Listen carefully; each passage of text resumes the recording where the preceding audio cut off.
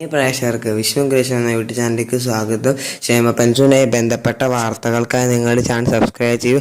നമുക്കെന്നാൽ നേരെ വീഡിയോയിലേക്ക് പോകാം. 23-ാം തീയതി തിങ്കളാഴ്ച മുതൽ 1600 രൂപ ക്ഷേമ പെൻഷൻ നൽകുമെന്ന് ധനകാര്യമന്ത്രി KL ഗോപാലൻ പറഞ്ഞു. 2 മാസ ക്ഷേമ പെൻഷൻ ഗഡു നൽകുമെന്നാണ് സർക്കാർ പറഞ്ഞത്. എന്നാൽ അതിനുള്ള പണം ലഭിച്ചില്ല. അതുകൊണ്ട് സർക്കാർ ഒരു ഗഡുവായിട്ട് കുറച്ചു. സർക്കാർ ആദ്യം ബാങ്കുകളിൽ നിന്ന് 3000 കോടി കടമിറക്കാനാണ് തീരുമാനിച്ചത്.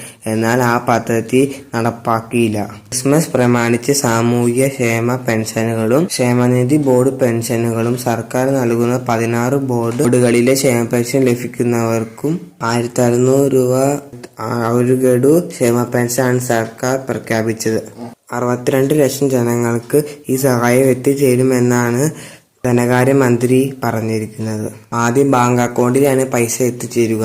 27 ലക്ഷം ജനങ്ങളാണ് ബാങ്ക് അക്കൗണ്ടിൽ നിന്ന് ക്ഷേമ പെൻഷൻ മേടിക്കുന്നത്. ഇവർക്ക് 23-ാം തീയതി തിങ്കളാഴ്ച മുതൽ ബാങ്ക് അക്കൗണ്ടിൽ പൈസ എത്തും. മറ്റുള്ളവർക്ക് സഹകരണ സംഘ ഉദ്യോഗസ്ഥർ വീട്ടിൽ ചെന്ന് 1600 രൂപ കൈകളിലേക്ക് നൽകും. December 25-നാണ് Christmas. 23-ാം തീയതി മുതൽ ക്ഷേമ പെൻഷൻ വിതരണം തുടങ്ങും.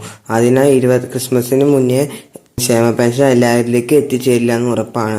ബാങ്ക് അക്കൗണ്ടിൽ എത്തിച്ചേരുന്നവർക്ക് 23-24 തീയതിക്കുള്ളിൽ അവരുടെ ബാങ്ക് അക്കൗണ്ടിൽ 1600 രൂപ എത്തിച്ചേരും. വരാത്തവർക്ക് പിന്നെ 26-ന് ശേഷമായിരിക്കും ബാങ്ക് അക്കൗണ്ടുകളിലേക്ക് എത്തിച്ചേരുക. വീടുകളിൽ ക്ഷേമ പെൻഷൻ എത്തിച്ചേരുന്നവർ ഒരു വിഭാഗം ആൾക്കാർക്ക് മാത്രമാണ് ക്ഷേമ പെൻഷൻ എത്തിച്ചേരുക. ബാക്കിയുള്ളവർക്ക് ക്രിസ്മസ് കഴിഞ്ഞിട്ട് ലഭിക്കും. ഉയർന്നു മുന്നേ ക്ഷേമ പെൻഷൻ വിതരണം പൂർത്തിയാക്കാനാണ് സർക്കാരിന്റെ തീരുമാനം. ക്ഷേമ പെൻഷൻ എത്തിച്ചേരുന്നവർ കേന്ദ്ര സർക്കാർ വിഹിതമുള്ളവർക്ക് 1400 രൂപ 1200 രൂപ വെച്ചായിരിക്കും എത്തിച്ചേരുക. പ്രത്യേകമായ ബാക്കി തുക അവരിലേക്ക് എത്തിച്ചേരും. ഇത്രയാണ് ഈ വീഡിയോയിൽ പറയുന്നത്.